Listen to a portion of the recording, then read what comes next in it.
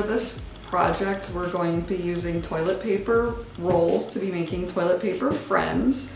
I've been trying to use materials that I know a lot of people have at home. So to start, you'll need paint. I'm using acrylic paint, but I would recommend if you're working with children to use washable paint. That way it doesn't stain. If all you have at home is acrylic paint, you can use that, but I would recommend using a smock or an old t-shirt that you don't mind getting dirty, because acrylic paint is permanent and it will not come out if you get it on something. You'll either need glue or tape. I only have tape, so that's what we're going to be using today. A toilet paper roll, which hopefully people have a lot of these lying around at home. Scissors, a marker, preferably a black marker. I only have a Sharpie, so that's what I'm going to use, but again, washable is probably best if you're working with kids. And so the first thing you're going to do is take your toilet paper roll. I already started painting this one purple, so it had time to dry, but what you'll do is just pour a little bit of paint out. You can use a paper plate. I like to put mine on a tray. We're gonna make this octopus right now.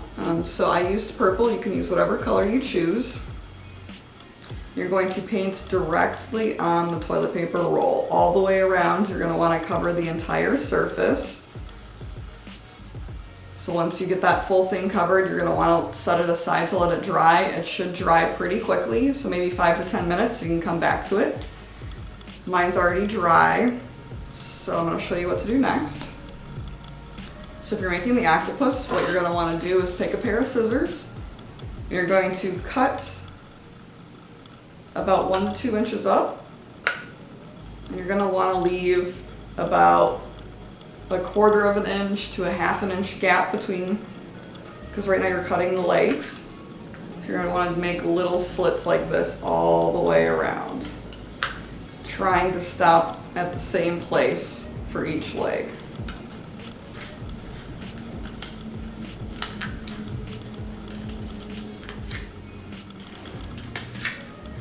So again, just cutting all the way around, 1/4 of an inch to about 1/2 inch. So once you get the legs all cut, you can just fold them up like so. Pretty easy, right? And then what I would like to do is add on the eyes. If you have googly eyes at home, that's really awesome. You can just glue them right on. I don't, so I'm going to paint my eyes. So I just found some white paint. I'm just going to draw 2 little circles. You can make them how big or little you would like. So just paint them right on. And then once that dries, you'll give that another 5 to 10 minutes to dry.